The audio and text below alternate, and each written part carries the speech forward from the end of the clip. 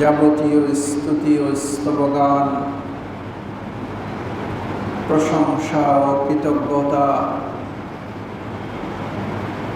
এক ও অদ্বিতীয় আল্লাহ সুবহানাহু ওয়া তাআলার জন্য, যার মুখাপেক্ষী সবাই, তিনি কারো মুখাপেক্ষী নন। সব কিছুর স্রষ্টা, লালন পালনকারী তিনি। তাকে কেউ জন্ম দেননি এবং তিনি কারো কাছ থেকে জন্ম লাভ করেন।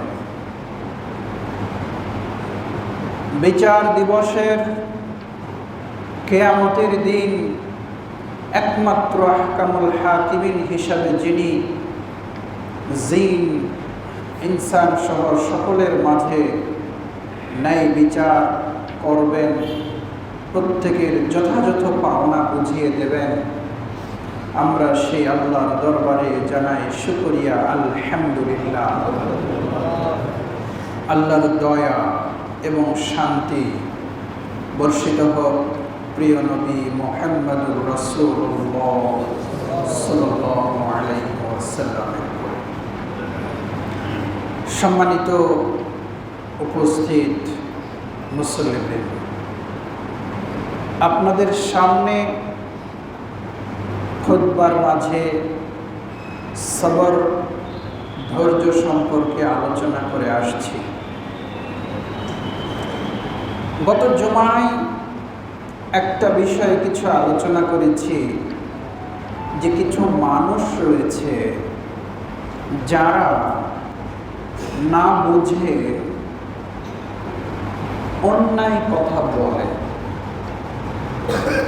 এমন একটা কথা বলে যেটাতে মানুষের রাগ হওয়া স্বাভাবিক।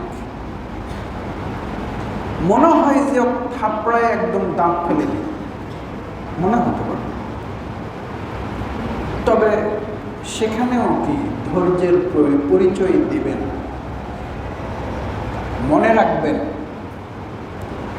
আমি যদি ইমাম হই তাহলে আমার মুক্তাদি শিক্ষিত যেমন আছেন, অশিক্ষিতও আছেন। নেতাও আছেন, কর্মীও আছেন, ডাক্তারও আছেন, রুগীও আছেন, পুলিশও থাকবে, চোরও থাকবে।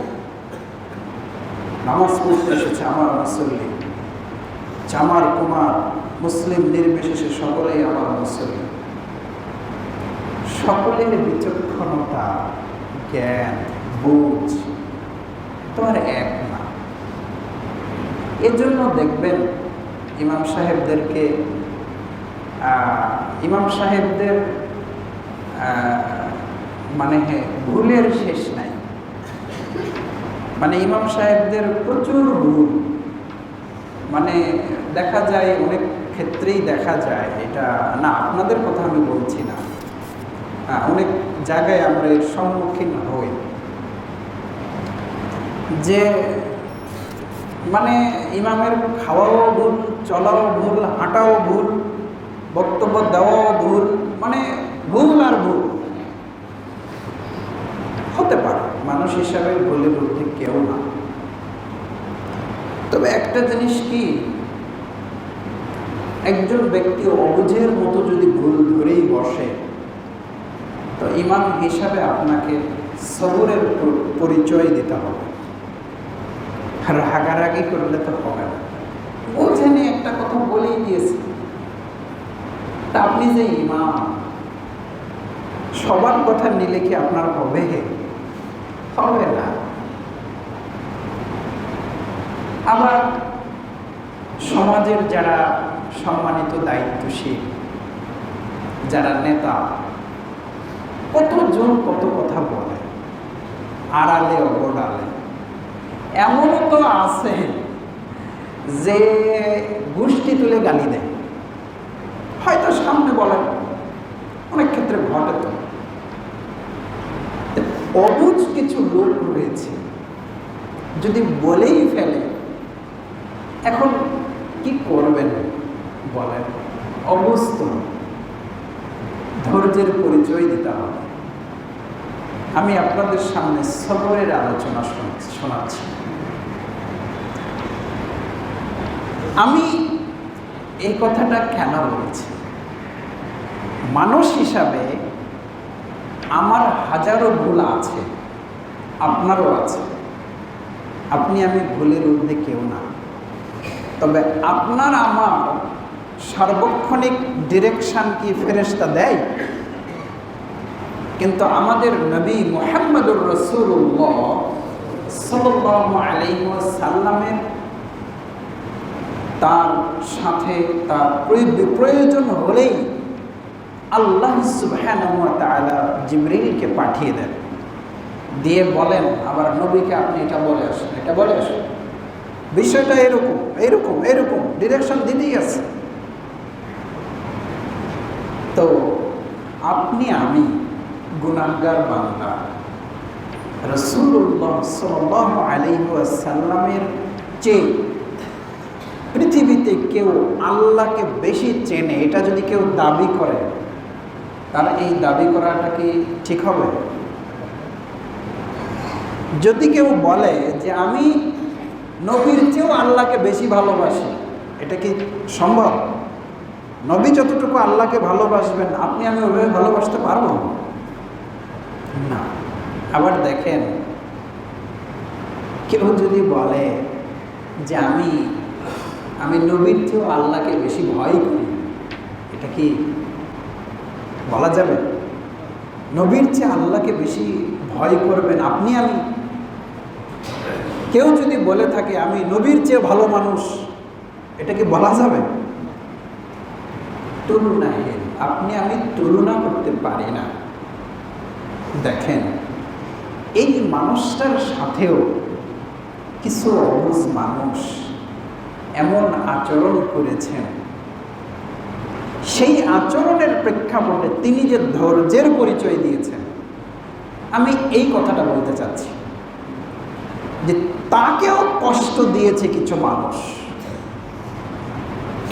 গত জুমায় বলেছিলাম যে আমাদের আলেম সমাজের দেখবেন ওই বক্তব্য দিতে দিতে ইউটিউব খুললে দেখা যায় একজন আরেকজন আলেমকে কি অকথ্য ভাষায় গালিগালাজ করছেন।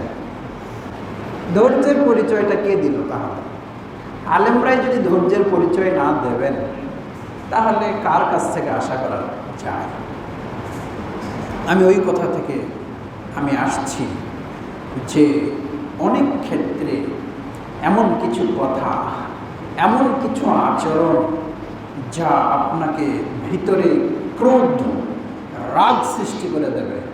কিন্তু আপনি যে বট গাছ, যে গাছ যত বড় সেখানে ঝড় তত বেশি লাগবে, তাকে বেশি সেটাকে সহ্য করতে হবে। তো হুনাইনের যুদ্ধ নামে ইসলামের ইতিহাসে রাসূলুল্লাহ সাল্লাল্লাহু আলাইহি ওয়াসাল্লামের জীবনীতে একটি যুদ্ধ হয়েছিল, যুদ্ধের নাম হুনাইন। এই হুনাইনের যুদ্ধে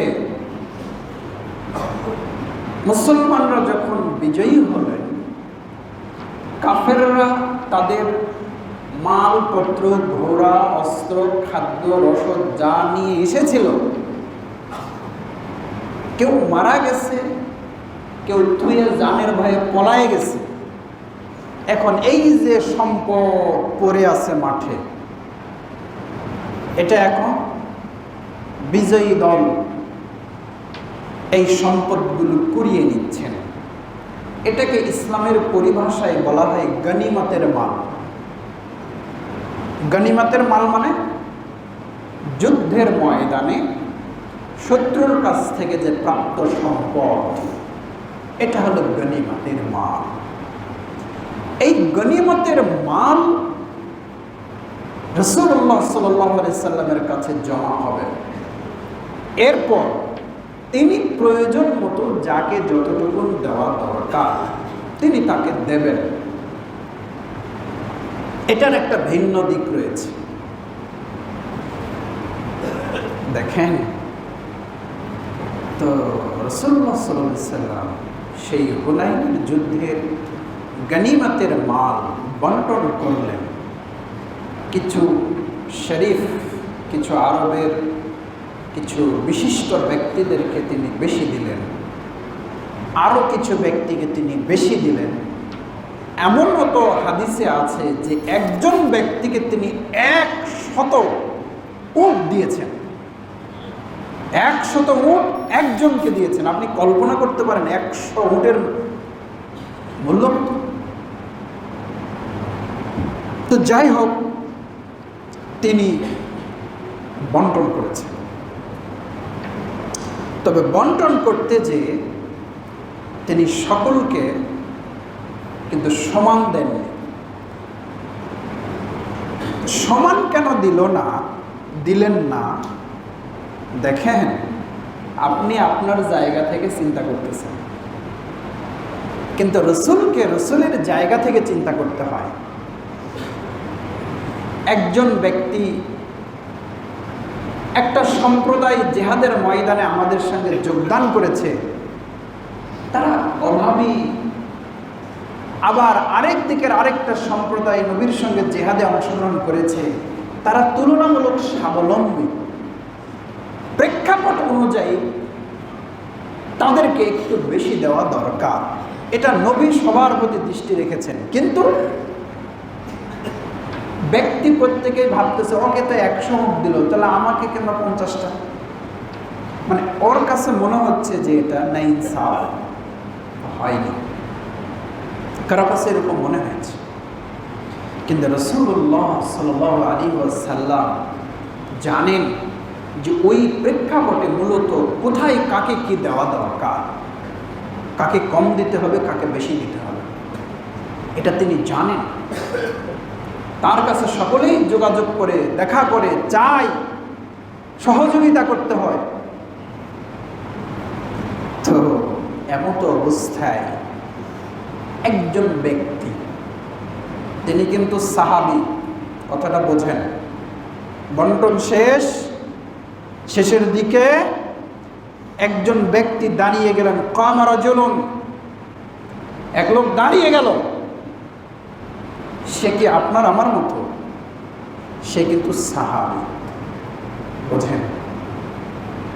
সে কিন্তু রসুলের সাথে, রসুলের পিছনে সালাত আদায়কারী। সে কিন্তু রসুলের পতাকার নিচে এক পতাকায় থেকে মুশরিকদের বিরুদ্ধে জিহাদকারী। তার মর্যাদা কম। সে দাঁড়িয়ে বলছে, ওয়াল্লাহি, আল্লাহর কসম। কথাটা বোঝেন, কার কসম? আল্লাহর কসম। মা উদিলা ফি হাযিহিল কিসমা, আল্লাহর কসম, এই বন্টনের ভিতরে ন্যায় ইনসাফ ভিত্তিক বন্টন করা হয়নি। কত বড় ভয়াবহ কথা! দ্বিতীয় বাক্য, ওমা উতিয়া বিহি ওয়াজহিল্লাহ, আল্লাহকে সন্তুষ্ট করার জন্য এটা বন্টন হয়নি। রসুলের বিরুদ্ধে অভিযোগ। আল্লাহর কসম, বন্টন কি হয়নি? ন্যায় ভিত্তিক বন্টন হয়নি। আল্লাহকে খুশি করার জন্য বন্টন হয়নি। অভিযোগটা কার বিরুদ্ধে? কথাটা কি ভাবছেন? আব্দুল্লাহ ইবনে মাসউদ রাদিয়াল্লাহু আনহু বলেন, উনি আবার বলছেন, ওয়াল্লাহি, আল্লাহর কসম। উনি হয়তো দূরে থেকে বলেছেন, নবী শুনেছেন কি শোনেননি, দূরে বলেছে বা পাশাপাশি বলেছে।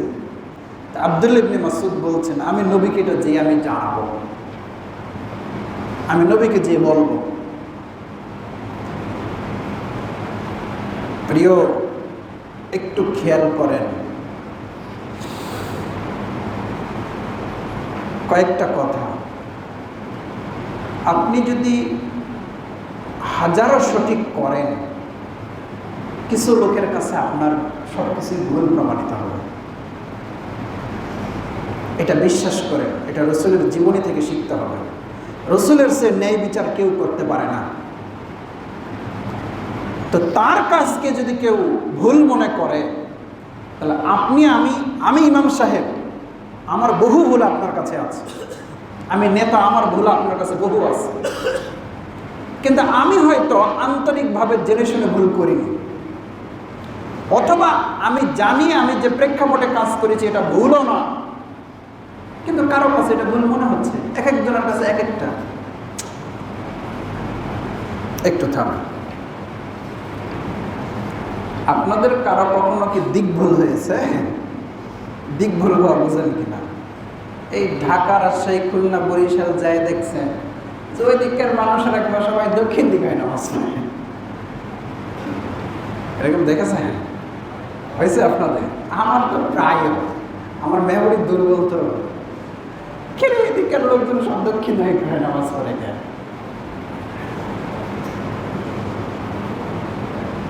সূর্য কোন দিকে উঠে দেখি? উত্তরে। সূর্য তো উত্তরেই উঠতেছে। মানে এমন করে আমার দিক ভুল হয়েছে যে আমি সূর্যের ভুল ধরতেছি না। প্রথমে মানুষের ভুল ধরলাম যে মানুষরা কোন দিকে নামাজ পড়তেছে, দক্ষিণ দিকে, মানুষের ভুল। এরপরে সূর্যের দিকে তাকায় দেখছি, দেখি সূর্য কি করে, সূর্য তো উত্তর দিকে উঠে দক্ষিণ দিকে ঢুকতেছে, সূর্যের ভুল ধরে ফেলে। দেখি তো ইমাম সাহেব কি করে, আরে ইমাম সাহেব তো দক্ষিণ দিকে নামাজ পড়তেছে। দেখি তো মসজিদগুলা কোন দিকে, আরে মসজিদে তো কেবলা সব দক্ষিণ দিকে রে।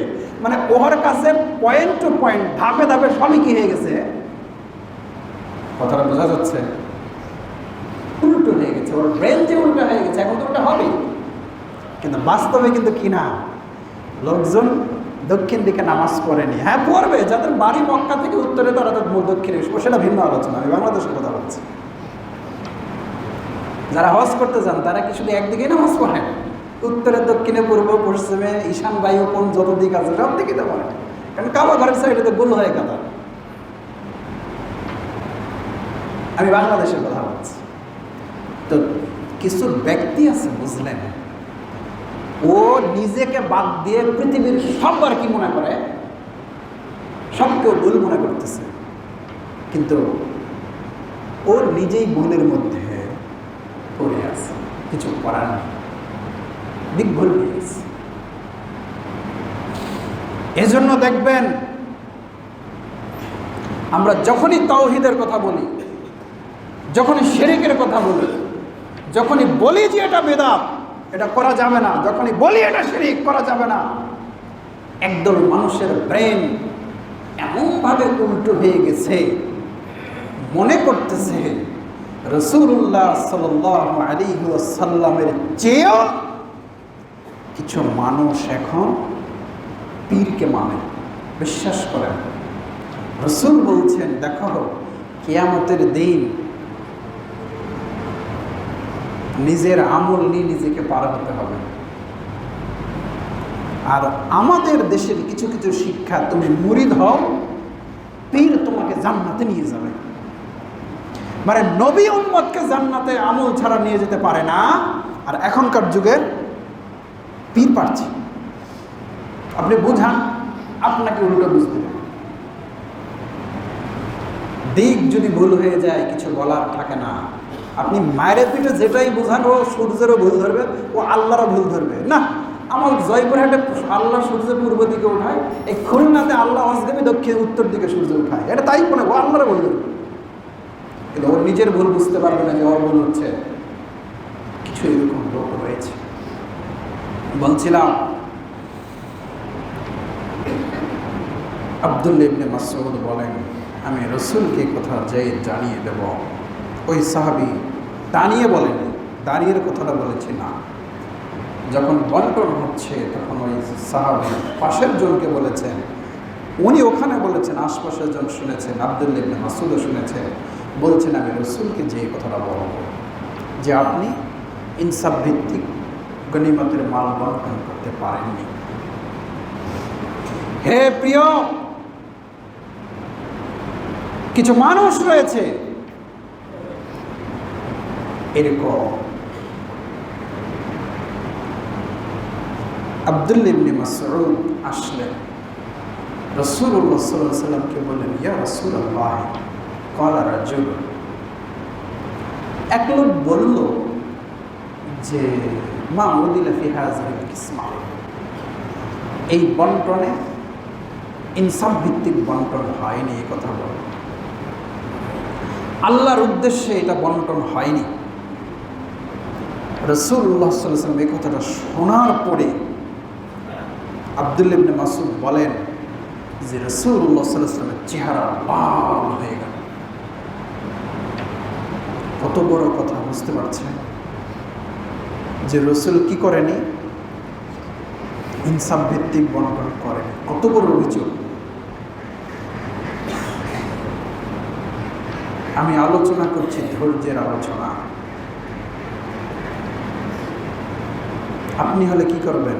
এই কে বলেছে ধর, তো ধরলে পিটাইতে হবে না। রাসূলুল্লাহ সাল্লাল্লাহু আলাইহি ওয়াসাল্লাম এর চেহারা লাল হয়ে গেল। তিনি এইবারে আব্দুল্লাহ ইবনে মাসউদকে বললেন, ইয়ারহামুল্লাহু মূসা, আল্লাহ মূসা আলাইহিস সালামের উপরে রহম করো।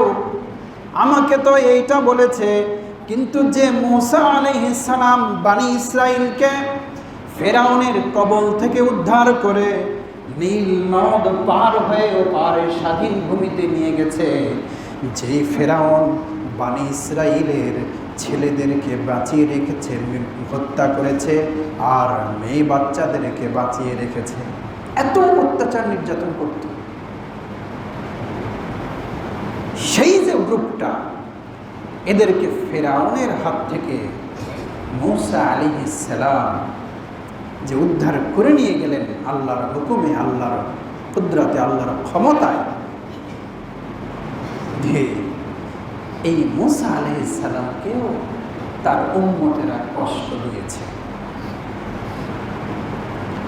তাই রাসূলুল্লাহ সাল্লাল্লাহু আলাইহি সাল্লাম বললেন যে আমার চেয়ে মূসা আলাইহিস সালামের উম্মতরা তাকে আরো বেশি কষ্ট দিয়েছে, আরো বেশি কষ্ট দিয়েছে। একথা বলে রাসূলুল্লাহ সাল্লাল্লাহু আলাইহি ওয়াসাল্লাম থেমে গেলেন, কিছু বললেন না। প্রিয়, এটা হলো ধৈর্যের বিষয়। আপনি আমি কি পারব? আপনাকে আমাকে পারতে হবে। এটাই যে ধৈর্য, এটার নাম যে সবর। কত বড় কথা। রাসূল থেমে গেলেন, কিছু বললেন, তবে একটা কথা বললেন যে আল্লাহ রাসূলুহ, আল্লাহ এবং তার রাসূল যদি ন্যায় ইনসাফ না করে তো ফামান ইয়াদিল। মাসউদ, আব্দুল্লাহ ইবনে মাসউদ, আল্লাহ এবং তার রাসূল যদি ইনসাফ ভিত্তিক যদি বন্টন না করে, তাহলে বলো তো ফামান ইয়াদিল, আর কে ন্যায় ইনসাফ করবে? এই কথাটা আব্দুল্লাহ ইবনে মাসউদকে তিনি বললেন। হ্যাঁ, কথা তো তাই। কে করবে? কে করার রয়েছে?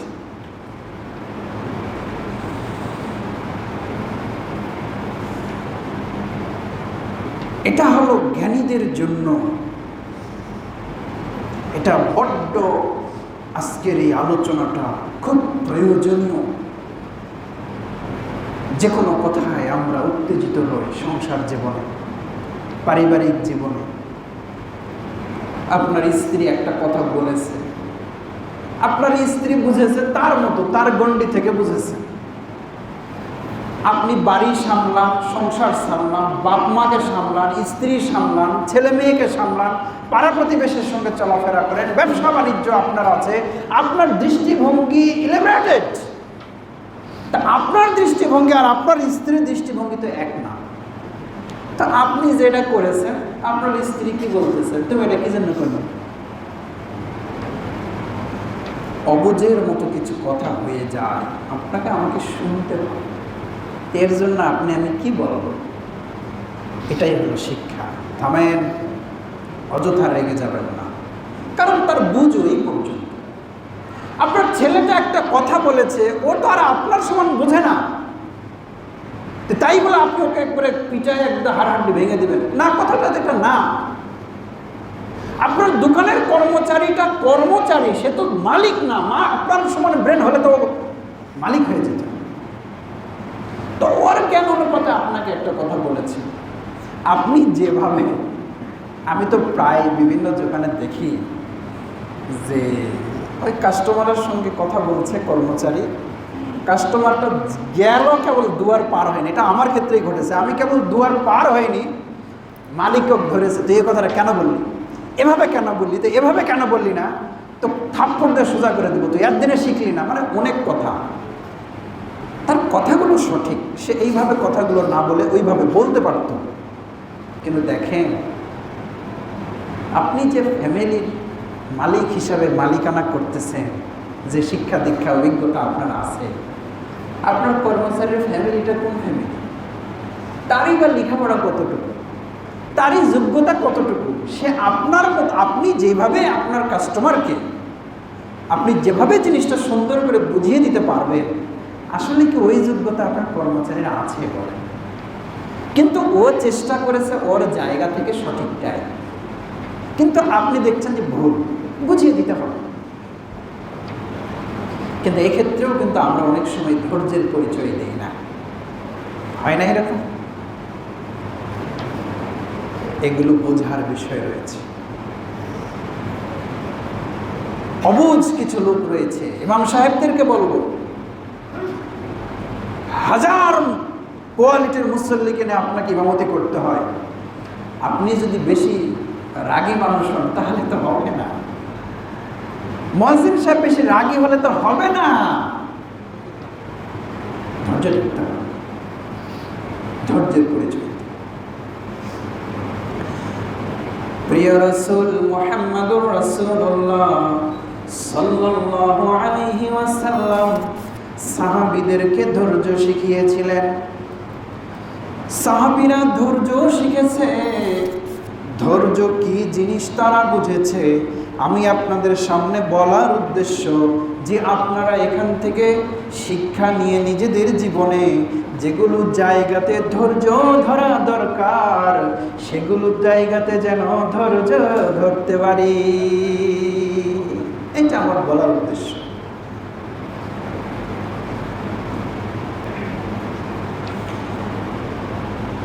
কাবা, বাইতুল্লাহ, একটা চারকোনা ঘর। সূর্য যদি একদিকে ওঠে, যদি সূর্য সাইডে থাকে, বিপরীত দিকে একটু ছায়া পড়ে। রাসূলুল্লাহ সাল্লাল্লাহু আলাইহি ওয়াসাল্লাম একদিন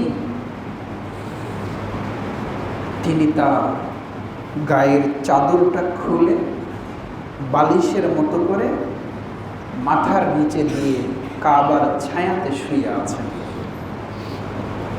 কোথায় শুয়ে আছেন? কাবার ছায়াতে শুয়ে আছে প্রিয় রাসূল। অথচ তাকে কি বলা হয়েছিল? তায়েফে যখন তার উপরে অত্যাচার করা হয়েছিল, কি বলা হয়েছিল? আপনি বলেন উহুদ পাহাড় চারা নিয়ে এসে এদের উপর চাপাই দেব, কেন না? এরা যদি শেষই হয়ে যায় তো আমি মানে দিনের পথে আসবে। ধৈর্যের পরিচয় দিয়েছে। সেই রাসূল কোথায় শুয়ে আছে? শরীরটা উন্মুক্ত, শরীরের উপরে একটা চাদর ছিল, সেটা খুলে মাথার নিচে দিয়ে কাবার ছায়াতে তিনি শুয়ে আছেন। কিছু সাহাবী তার কাছে আসলে এসে বললেন, এই যে এত এত নির্যাতন অত্যাচার, এত এত নির্যাতন অত্যাচার, আম্মারের পরিবারকে হত্যা, সুমাইয়াকে হত্যা, বেলালের উপরে নির্যাতন, তপ্ত উত্তপ্ত বালুর উপরে উপর করে ফেলায় রাখে, পাথর চাপা দিয়ে রাখা, কত ধরনের নির্যাতনগুলো হচ্ছে। সাহাবীগণ, কিছু সাহাবী এসে রাসূলকে বললেন, ইয়া রাসূলাল্লাহ আলা তাস্তানসিরু লানা ওয়া তাদউ লানা। হে রাসূল, এত নির্যাতন, আপনি কি একটু আমাদের জন্য আল্লাহর কাছে দোয়া করবেন না? একটু কি সাহায্য চাইবেন না? একটু সাহায্য চান। রাসূলুল্লাহ সাল্লাল্লাহু আলাইহি সাল্লাম সাহাবীদেরকে ধৈর্য শেখাচ্ছেন। দেখেন, দোয়ার জায়গায় দোয়া আছে, কিন্তু মুরগির ডিম যে মুরগির নিচে যে দেওয়া আছে, এইটা 18-20 দিন যে কয়দিন লাগে তারপরে তো বাচ্চা বাহির হবে। আপনি দোয়া করে ফু দিয়ে বা মেশিন দিয়ে আপনি কি ওই 5 দিনেই কি বাচ্চা বাহির করবেন? এটার তো একটা তো ডিউরেশন আছে বাবা। আপনি চাইলেই তো সব জিনিস সময়ের আগে পাবেন না, ধৈর্য ধরতে হবে। সাহাবীগণ কি দোয়া করছেন যে আপনি কি আমাদের জন্য একটু দোয়া করবেন না? রাসূল বললেন, আমার সাহাবীরা, তোমরা বড্ড তাড়াহুড়া করছো, ধৈর্য ধরো, বড্ড তাড়াহুড়া করছো। দুটো কথা বললেন। এক, জানো এ দিন ইসলাম, এ তাওহীদ, এইটাকে প্রতিষ্ঠার জন্য, সমাজে ন্যায় প্রতিষ্ঠার জন্য এটা এমন একটা জিহাদ, এটা এমন একটা সংগ্রাম যে হক কথা, হক পথে ন্যায়ের কথা বলাটাও এক সময় অন্যায় হয়ে যাবে। বললি কেন? রাসূল বলছেন, তোমরা বড় তাড়াহুড়া করছো, অথচ জানো পূর্বের যুগে কোনো ব্যক্তিকে এই তাওহীদের জন্য, এই দিনের জন্য, এই দিনের পথে চলার জন্য, এই দিনের কথা বলার জন্য কিছু মানুষ ওরা একত্রিত হয়েছে, একত্রিত হয়ে একটা খাল খুঁড়েছে, কবর খুঁড়েছে। রাসূল বললেন, এরপরে ওই খালের ভিতরে এই তাওহীদবাদী মুসলিম মানুষটাকে তারা পুঁতে দিয়েছে। পুঁতে দেওয়ার পরে শুধু এখানেই শেষ নয়, মিনশার দিয়ে, মনে হলো করাত দিয়ে, রাসূল বলেন এরপরে করাত দিয়ে লোকটার মাথা থেকে শুরু করে পুরো দেহটাকে করাত দিয়ে চেরা হয়েছে। আমার সাহাবীরা, শুধু চেরাই হয়নি, 2 খণ্ড করে দেওয়াই হয়নি, এরপরে লোহার এক জাতীয় আকড়া দিয়ে, চিরুনি দিয়ে গোশতগুলো চামড়াগুলো হাড় থেকে ছিঁড়ে ছিঁড়ে শাস্তি স্বরূপ এদেরকে আলাদা আলাদা করে দেওয়া হয়েছে। শুধু এরা বলেছে লা ইলাহা ইল্লাল্লাহ, আমি শুধু রব হিসাবে, প্রতিপালক হিসাবে, আইনদাতা হিসাবে, ন্যায় বিচারক হিসাবে, আল্লাহর জমিনে একমাত্র আমি রব হিসাবে, আমার প্রভু হিসাবে আমি শুধু এক আল্লাহকেই মানি, আর আমি কারো প্রতি আমি মাথা নত করতে পারি না। এটাই হলো অপরাধ। এর জন্য এ নির্যাতন করা হয়েছে। আমার সাহাবী বড্ড তাড়াহুড়া করছে, এটা হয়েছে। মানে রাসূলুল্লাহ সাল্লাল্লাহু আলাইহি সাল্লাম ধৈর্য ধরতে বললেন, থামো, এই অত্যাচার নির্যাতন এটার একটা ফল আছে, একটু ধৈর্য ধরো। এইবারে রাসূল বললেন, জেনে রাখো একদিন আসবে, সানা থেকে হাজরামাউত কয়েক শত কিলোমিটারের পথ, একজন মানুষ তার মাল সম্পদ নিয়ে একা হেঁটে যাবে।